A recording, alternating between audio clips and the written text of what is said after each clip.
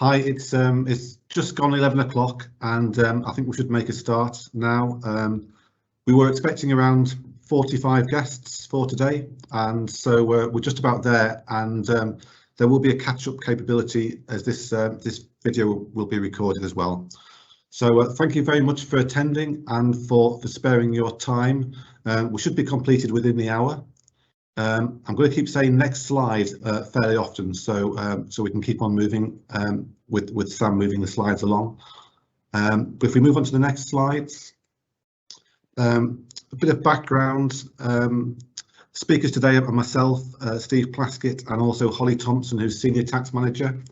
I'm Head of Corporate Finance at MHA Tait Walker. I'm also part of the MHA Construction and Real Estate team, which gives us national coverage and expertise and focus on the sector as well.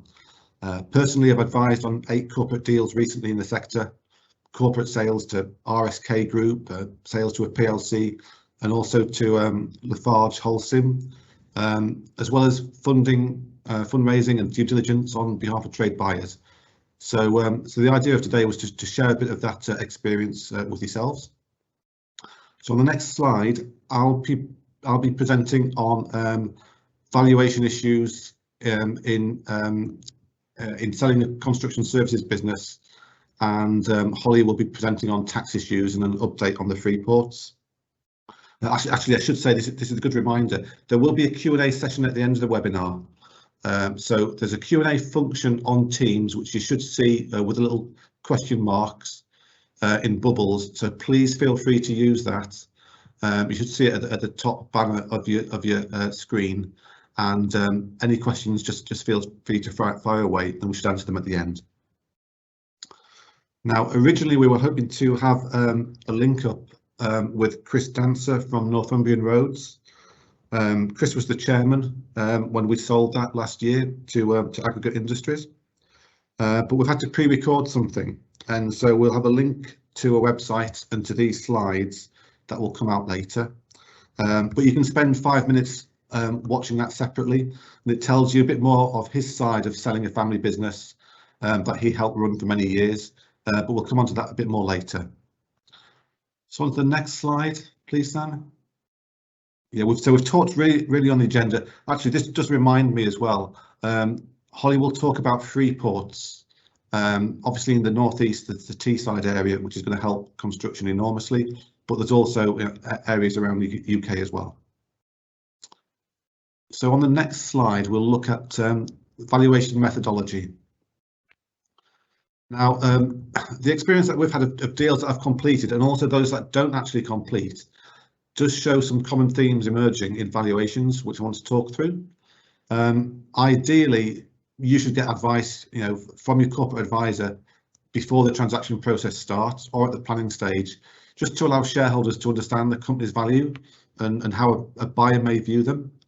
What I'll talk today is mainly from the point of view of the seller's point of view, and also from a point of view of a construction services company, rather than from a property developer angle. But going back to basics on this page, typically the value of a construction company is a multiple of its adjusted profits, which is then increased by the cash held within the company, reduced by its debt, and then with some sort of adjustment for normalised working capital level to arrive at the overall shareholder value. The whole point about valuations is it's an art, not a science, and so there needs to be a clarity of some of these definitions used so that all parties can be comfortable with the valuation method, and it can be properly reflected in the final legal agreements. So taking each of these definitions in turn, the first one that people focus on is the adjusted profits. We call it EBITDA, earnings before interest, tax, depreciation and amortization, and we would adjust for non-recurring items such as family costs, vendor costs, excessive directors remuneration, and certain one-off items, really to try and seek to get the true recurring cash value of the business as high as possible. And then we apply a multiple to it. Now, please do not believe anyone that says there is a standard multiple, because there simply isn't. The multiple is sometimes referred to as the PE multiple, the price earnings multiple, and maybe around 5 to 6 times for many SME owner managed businesses in construction with at least £1 million profits. But the multiple can vary hugely depending on circumstances, some of which we'll look at on the next page. And because the reported multiples do not in detail explain this calculation on the screen, then even looking at reported multiples can be a little bit dangerous. Cash held on here, we call it free cash. Typically, all the cash at completion would be added onto the value of the deal, but increasingly buyers are seeking to value only the excess levels of cash. And they see this as a way to argue that some cash is required to be retained for the smooth running of the business, or that some cash represents payments on accounts or in some way should not be valued. So discussions around this definition of free cash are becoming more important in the final negotiation phase of the deal. In terms of debt, there's no strict definition of what debt is within a company, but it typically includes bank overdraft and loans, invoice finance, also corporation tax, and overdue trade creditors are often included as well. There's always a debate about hire purchase, especially if you're looking to use hire purchase to buy assets during the final process after heads of terms. In theory, you're increasing the value of the company by the value of the assets that you're buying, but you're also taking on more debt, which should reduce the value at the same time as well. The next definition, normalised working capital adjustment. This is the opportunity for a final valuation adjustment to ensure that the cash included in the value is not unusually distorted, and whether that's by seasonal trading, payments on account, or other unusual trading patterns. Now, the adjustment is normally required by the buyer to ensure that they don't have to insert more cash into the business after they've bought it. But also, we like to include it for the seller's perspective to make sure that, if their cash levels are low at completion, and there could be some reason because of unusual working capital circumstances, they would like an adjustment upwards for that as well. Always there's exceptions to these valuation methods, and for companies experiencing huge profit growth or with big new contract wins or new potential products, then the valuation will be based on future profits and higher multiples as well. Also, if the businesses have got large property portfolios, or if there are non-core assets or non-core subsidiaries, then you can look to ways to increase the value or to extract those as part of the deal process as well. Where there's a real strategic fit with the buyer and the target company, the estimate of synergy savings and positive sales opportunities by working together may become important, and you might add a further dimension to the valuation as well. On to the next page. This is just an example of the valuation multiple range that we've seen in civil engineering companies that have been reported. Now, the valuations that you should see on here pretty much show there's no pattern.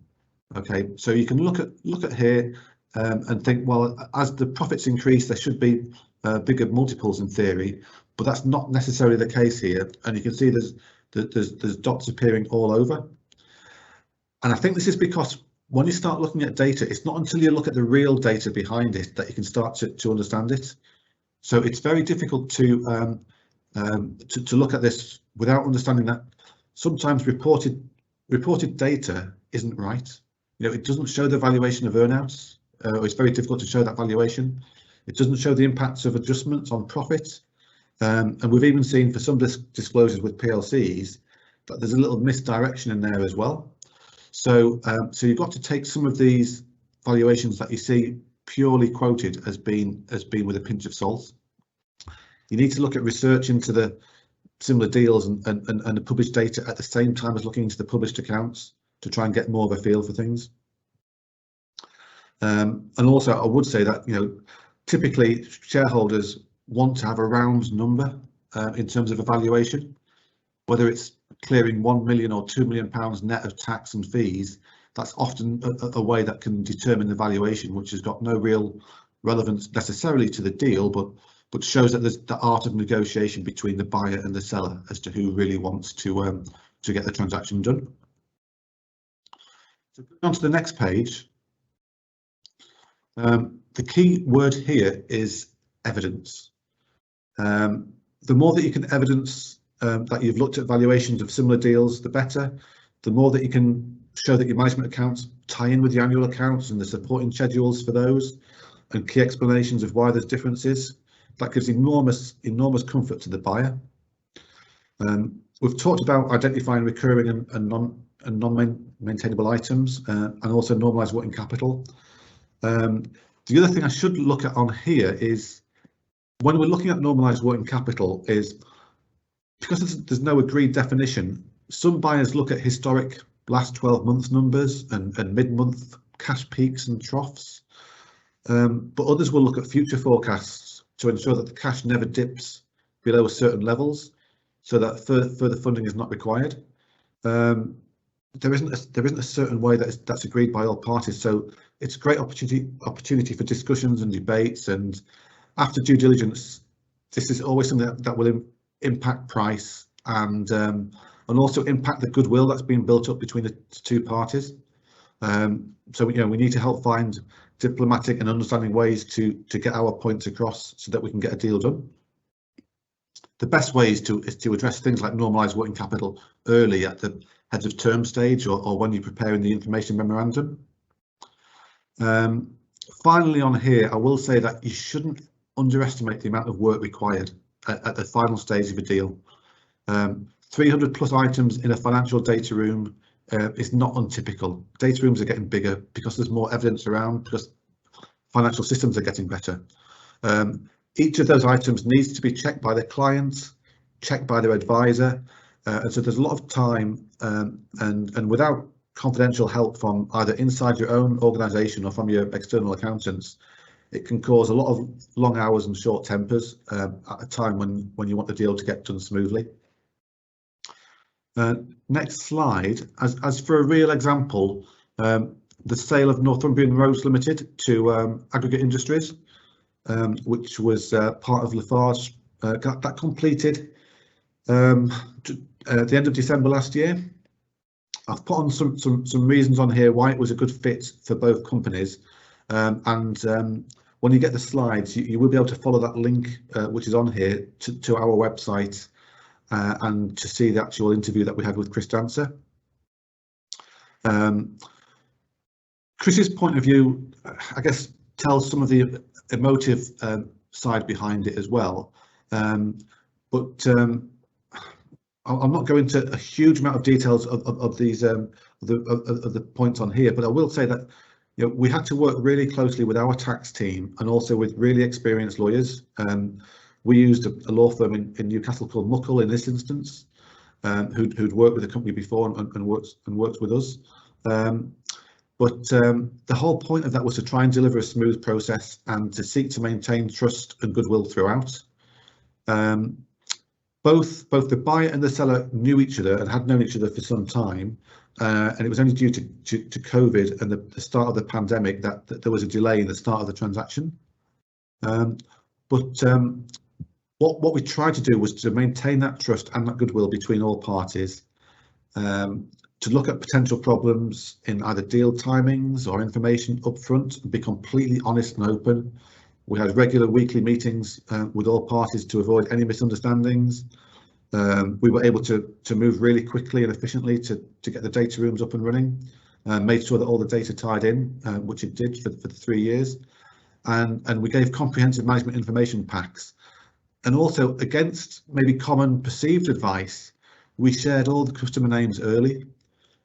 We did that knowing that aggregates couldn't steal those customers, either because we had long established relationships with them, or contracts, or the fact that you can't transport asphalt that far without problems. So we knew that aggregates couldn't steal, and not that they would do, because they're signed up to confidential non-disclosure agreements.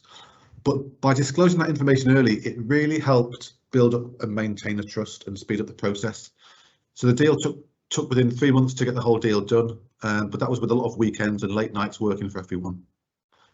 On the next slide, just want to say a couple of things about the Freeport. I know Holly will come on to this in more details later, but we think that this is a really good reason why the government intervention is really helping to bolster construction investment, and this will help drive construction. Even if our clients aren't working in the area, we know that other competitors will be, and it will help increase the benefits of supply and demand. On the next slide, if we look at this really comes on to the point about the government intervention on here. It's a good time to buy. The construction sector has probably fared better than many, in the pandemic, and certainly compared to retail, hospitality, and leisure. I think we've done very well, and we've seen that being supported by anecdotal data from the majority of our MHA clients. Recent analysis of UK construction and M&A deals that we've done shows that UK construction levels are down 85% because of the pandemic, but the deals that have been done are really good quality deals. Typically around 12.3 million is the average deal price, and the level of goodwill actually has increased compared to previous years. So where goodwill is the difference between the net assets and the final deal price, the fact that it's increasing shows that probably buyers are being more choosy, or they're wanting to acquire companies that have a niche trading position. And so there's been a bit of a flight to quality during the pandemic and since.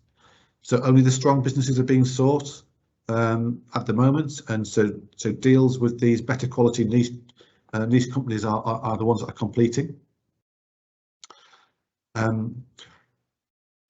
Another reason why it's a good time to buy, it's traditional reasons. It's shareholders are not getting any younger. There's also opportunities for things like management buyouts because there's funding available. In the northeast, there's private equity funding that would support this sort of thing.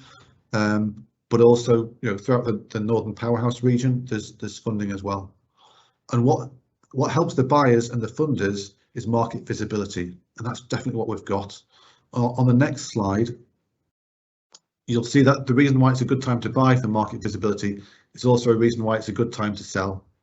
There's lots of projects going on, particularly in the northeast. There's a few that we've mentioned there. I'm sure there'll be lots of shopping centres up and down the country looking at redevelopment in the coming months and years as well. And it's clear that government spend is driving growth. And from what we hear as well, that the London market anecdotally seems to be holding up and doing well as well.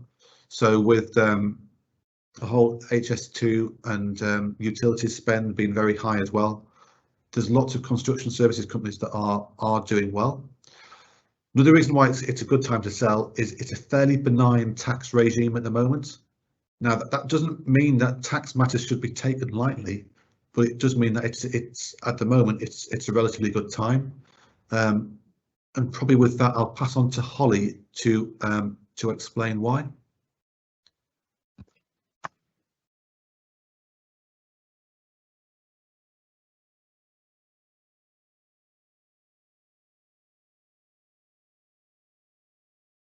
Thanks, Steve. Good morning, everyone. My name is Holly Thompson. I'm a senior tax manager in our corporate tax team. My particular area of specialism is tax incentives and reliefs, mainly focusing on R&D tax relief and capital allowances. Today, we're going to be covering off some of the key tax issues and changes that we've been seeing in the construction and real estate sector recently. We're not going to be covering off everything. Sam, if you could just take us on to the next slide, please.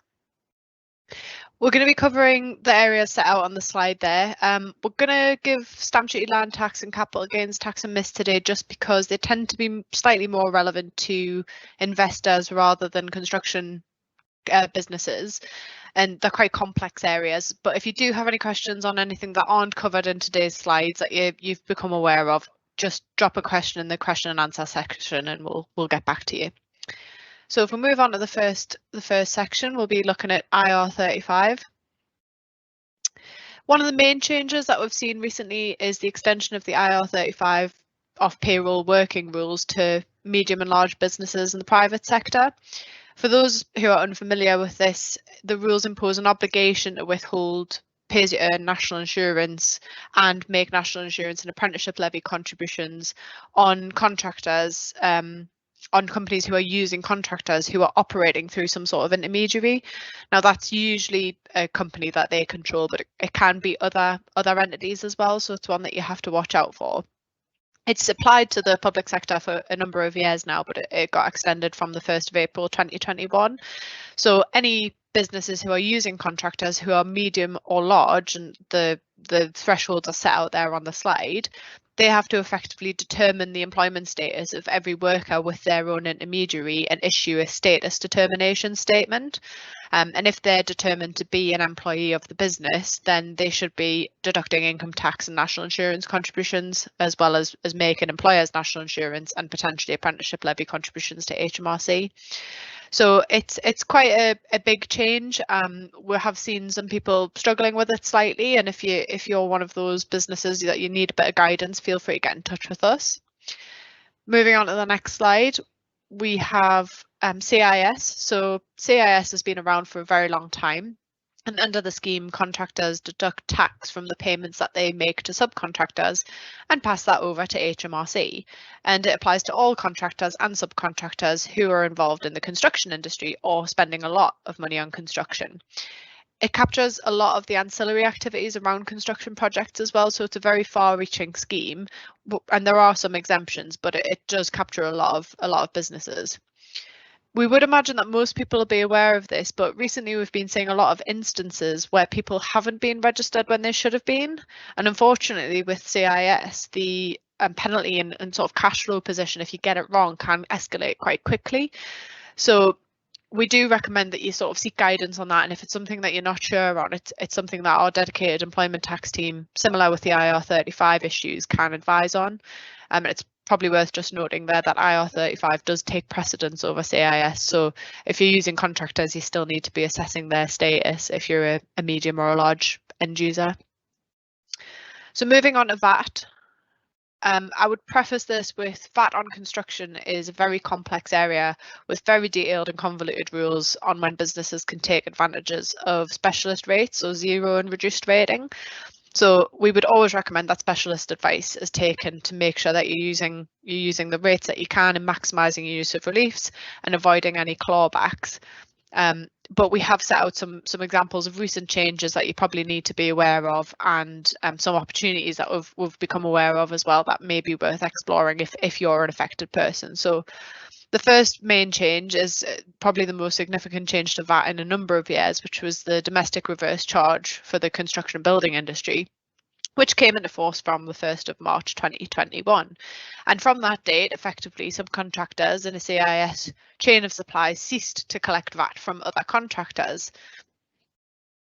So it's a big change on how VAT is handled for certain kinds of construction services in the UK, along with building and construction materials used directly in those services, although it doesn't apply to materials supplied separately and independently of construction services. It's effectively an extension of the CIS scheme, and it applies to transactions that are reported under CIS and between VAT registered contractors and subcontractors, but it effectively means that those people who are supplying construction services to a VAT registered customer no longer have to account for the VAT, and instead the customer accounts for the VAT themselves. So it's intended to reduce these sort of the VAT fraud that HMRC views is going on in the construction industry. So somebody collecting a lot of VAT money but then having no intention of ever paying it across to HMRC. That, like I say, that came into force from 1st of March 2021. Hopefully it's something everybody is aware of and has been implementing since that date. If not, again, we have a specialist VAT team who can help you either correct any issues that you found, or if you're just not sure and want to have a chat about it, please do get in touch about it. So moving on to the next slide.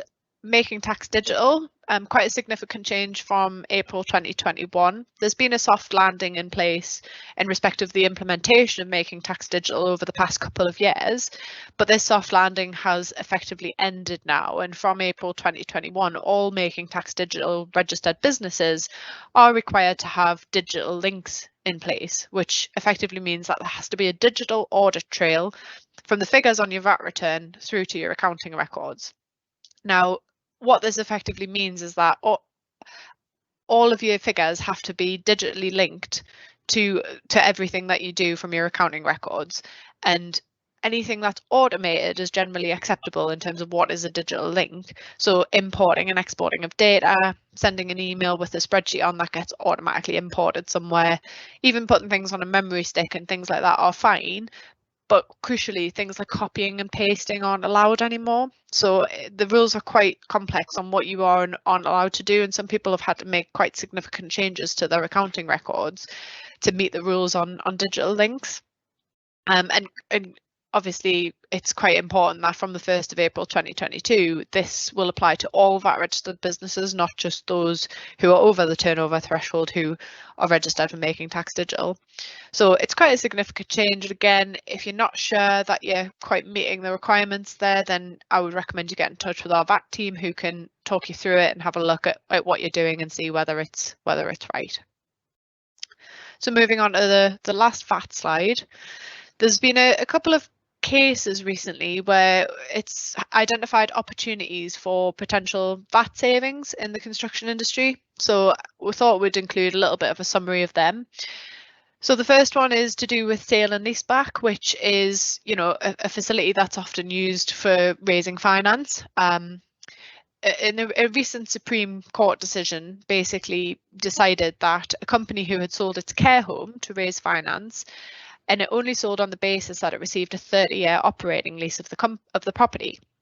Now, that legislation creates a deemed supply where a qualifying building is sold in the first 10 years, and HMRC basically said that selling the care home for and getting a 30-year lease was a deemed supply and triggered a clawback of the VAT. However, that was taken to court, and the Supreme Court decided that the deemed supply rule is only triggered by a disposal of the entire interest in the building. So in this case, the sale and leaseback didn't involve a disposal of the entire interest in the building, and it didn't actually trigger the deemed supply rules. So it's great news for businesses who are undertaking sale and leaseback, either in the care home sector or the charity sector, where it's being used as a facility to raise finance. So, you know, we would always recommend specialist advice is taken when you're structuring it. But if you are a business that suffered a clawback in the recent past, then that could probably be looked at in light of the Supreme Court decision, and it's something that you can put in place going forward with specialist guidance. There's also been a recent decision at the first tier tribunal in respect of blinds, which sounds like quite an innocuous point, but it potentially has cost businesses quite a lot of money in the past. Effectively, VAT was previously blocked on roller blinds and window furniture because HMRC didn't view them as being building materials, but the first tier tribunal have concluded that manual window blinds are goods of a description ordinarily incorporated by builders into properties, and they also ruled that they don't fall in any of the exceptions. So HMRC was forced to accept the first tier tribunal's decision that manual window blinds and shutters are building materials for VAT purposes, and they can now be zero rated when installing in a qualifying build, which is good news, and it means that there's a potential retrospective claim there going back 4 years for any developers who have had blocked input tax on blinds. It doesn't extend to window blinds that are motorised, interestingly, but yeah, we would recommend that you have a discussion with our VAT team if you think that any of those might be something you could look at. And you know, if you want to have a review of your VAT affairs and make sure everything's in order, the VAT team's also there to support with that. So moving on to R&D now. So this is kind of my area of specialism, and in terms of R&D, I think a lot of construction companies probably miss out on the opportunities that there are to claim in here. Now, There's two schemes for R&D tax relief. One is the large company scheme, and one's for small and medium enterprises. And the SME scheme is more favourable, but they are very similar in terms of what you can claim for. So effectively, you get between 10% and 33% tax relief, give or take, on your spend on labour, subcontractor costs, and consumables and materials where they haven't been sold as a finished product. Now, those costs have to relate to an R&D project, and in terms of an activity that qualifies for relief as an R&D project, you're looking for activities which seek to achieve some sort of advancement or improvement in science or technology. So this can be an improvement in products or processes, and it can be as simple as, say, a reduction in cost or the use of more sustainable materials, but it has to be an advancement in the field as a whole rather than just an improvement in the company's own knowledge. So it is tested on kind of an industry-wide basis rather than just within the company. And it's very important that the company has encountered some uncertainties in how to achieve that advancement. And I keep saying company because this is a tax relief that's only available to limited companies. So these uncertainties that the company has to have encountered need to be things that have kind of, you know, the thrown a spanner in the works, and it's been something that hasn't been easy to solve, and that the test of whether it's easy to solve has to be to somebody who's competent in that field. So, you know, you're looking at engineers and people who are very, very experienced in that field, have been sort of stumped by it and have had to think outside the box on how to solve it. So we're focusing on things where it's industry wide and it's something that's not readily deducible by somebody who's experienced in that field.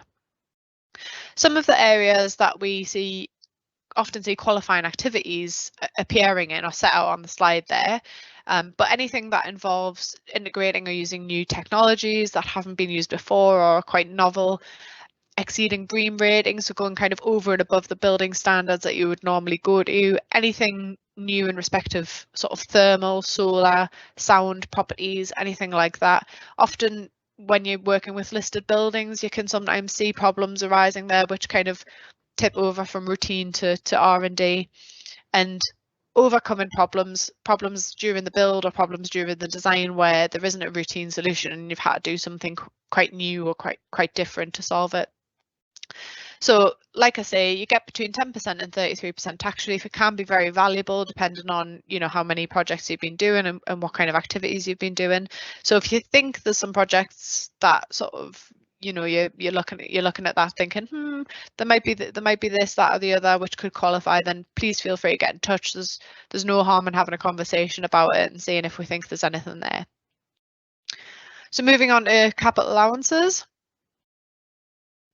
The March 2021 budget included a few announcements in respect to capital allowances, but again, these are for limited companies only. The reason for that is that the corporation tax rate is increasing to 25% in 2 years' time, which is why these changes have been put in place to try and counteract the effect of delaying investment, because the rate's going up, you might be tempted to delay investment in plant and machinery and things like that, but this kind of counteracts that and makes it more beneficial to invest now. So with effect from the 1st of April 2021 and until 31st of March 2023, there's 2 new reliefs that are available. There's a 130% super deduction for plant and machinery purchases and a 50% first year allowance for special rate expenditure, which are things like integral features, so heat, light and water systems, that sort of thing.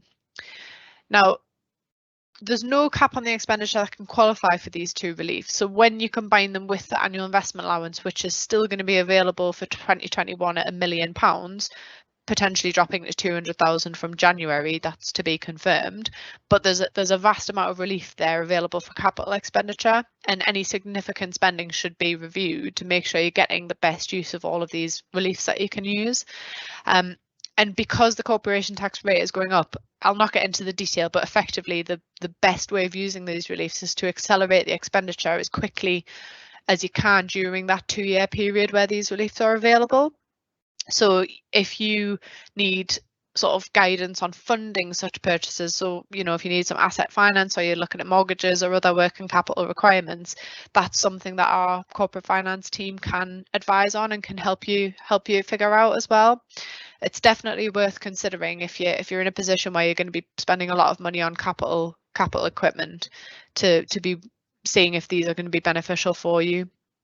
Now, in terms of the capital allowances available on property, you only get capital allowances on commercial property generally, but it can be a selling point for a developer when you're selling commercial properties on, even though you might not qualify if it's held as trading stock.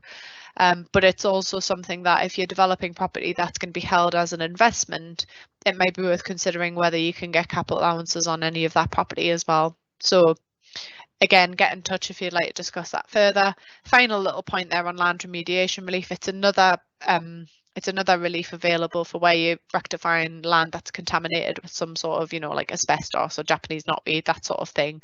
So there is extra tax relief available for that kind of activity as well. So anything there, just get in touch and we can point you in the right direction. Next slide, please. So I've already mentioned these are just some recent and kind of proposed tax changes that might be relevant. We've already mentioned the corporation tax rate increasing to 25% from 1st of April. It's not phased in or anything like that, it just jumps straight up, but there is a small company exemption for it, so some companies will still fall within the 19% and then there'll be a marginal rate, a little bit like how the rules used to work. There's also been a temporary extension for the loss relief rules. So this is for companies and for other like unincorporated businesses. And at the moment, or previously, the rules were, you know, you can carry back losses for a year, and that's kind of been the standard for a long time now. But there was a temporary extension for losses incurred between the 1st of April 2020 and the 31st of March 2022, effectively the COVID period losses, where you can carry those losses back 3 years instead of 1 year. There are caps and things that apply, but effectively you do have an extra 2 years to use those losses. But again, if you're a limited company, you might want to consider carrying those losses forward to use against the 25% rate rather than carrying them back, and interacting that with capital allowances and things as well. There's quite a lot of complicated issues going on where if you're wanting to assess what the best thing is for your business in terms of cash flow or tax savings, then it's probably worth mapping that out and having a conversation with us about how you want to approach that. One other point is there's been a consultation announced in respect of a residential property developer tax. So the consultation is open until the 22nd of July. There's not a massive amount of detail in there. I think it's quite sort of open-ended in terms of how it might operate, but it's effectively to try and fund the remediation of unsafe cladding in buildings around the UK. So it would be a time-limited tax, and it's only meant to apply to the largest residential property developers. But they're looking to introduce it in 2022 and raise £2 billion over a decade. So if anybody wants to respond to that consultation, then you know you're free to do so. Next slide, please. So finally, on this whistle-stop tour of tax issues for construction companies, the final issue that we wanted to mention was the Freeports. Now, the 2021 budget announced 8 Freeports in England. They're still in discussions now. The legislation and things haven't been completed yet, so they're expected to start later in 2021 once that's all been bottomed out, and there will be some announced in Scotland, Wales and Northern Ireland as well. And the Freeports offer a range of benefits, for example, business rates relief, easing on planning restrictions.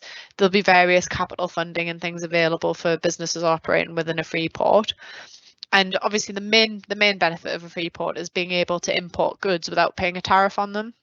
So if, for example, you're importing goods, processing them into something else and then exporting them back out, you wouldn't have to suffer any UK tariffs on those, and it takes some of the administrative and cost burden out of the process. You can also process them into a final good and sell them on in the UK and only pay the tariffs on the finished goods. So if you've got high tariffs on the things you're importing and lower tariffs on the things you're selling in the UK, then it can work out quite beneficial. In terms of other tax benefits, these broadly are going to apply from when the Freeports open, so potentially later this year, and except for the last one, which applies from April 2022. And most of them seem to be ending in 2026 at some point, so there's a limited period to make use of these. but they might extend them in future if it goes well. Stamp duty land tax relief on qualifying land and property within the Freeports, enhanced structure and buildings allowance for construction or renovation of commercial structures, enhanced capital allowances, so again 100% relief for plant and machinery that's going to be used in the Freeport. Again, the existing capital allowances regime should be more beneficial than that in the short term, but until 2026 that might end up being quite beneficial. And then finally, the employer's national insurance contributions relief for new employees from April 2022 as well. So businesses who are going to be operating within the Freeport should be in quite a good position from a tax perspective and from a tariffs perspective. So that's kind of it for the whistle-stop tour of the tax issues. I appreciate we haven't got time today to cover everything off. If there is anything we haven't covered that you're not sure about, just get in touch with us and we can help you. If we've raised anything there that's sort of caught you off guard and you're thinking, oh, I probably need to have a conversation about that, then feel free to get in touch with us. But other than that, thank you for listening, and I'll pass back over to Steve for his closing comments.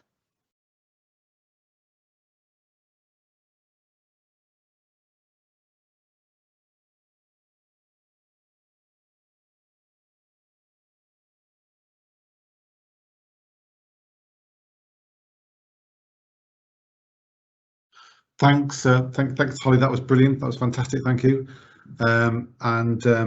I think I described it was a benign tax regime, but when you start looking at all the details behind CIS and VAT and corporation tax and IR35, you can see how complicated it is. So benign was probably not the right word there. Maybe that referred to the capital gains tax regime at the moment. But also, I think you can see in tax as well, there's plenty of opportunities in terms of the investments and reliefs that Holly can help you with. And that's a real opportunity to take if you are planning on selling your business, is to make sure that you can maximise your investment reliefs and R&D tax reliefs before you sell. Otherwise, all those benefits will go to the buyer as well. So it's good as part of any planning for the sale of a business to make sure that you've got your tax planning at the start as well, to make sure that you're benefiting from all the correct reliefs. In terms of any other questions at the moment, it's really open to the floor. If you are able to have any questions at the moment that you want to share in front of everyone, then feel free to do so. You can use the questions button. But if there are no questions coming through, then all I will say is thank you so much for your time. Thank you as well, especially to Holly for doing the presentation today, but also to Hadeem in the tax team to help with all the VAT presentations as well.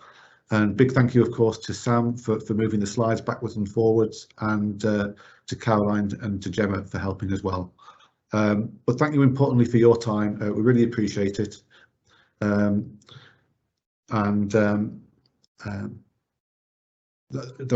there is one question that has come through, which I'll just read here. It's to do with leading up to a disposal acquisition. How important is having detailed financial forecasts? So in the valuation section earlier, historic profits were referred to, but can forecast profits impact on valuation?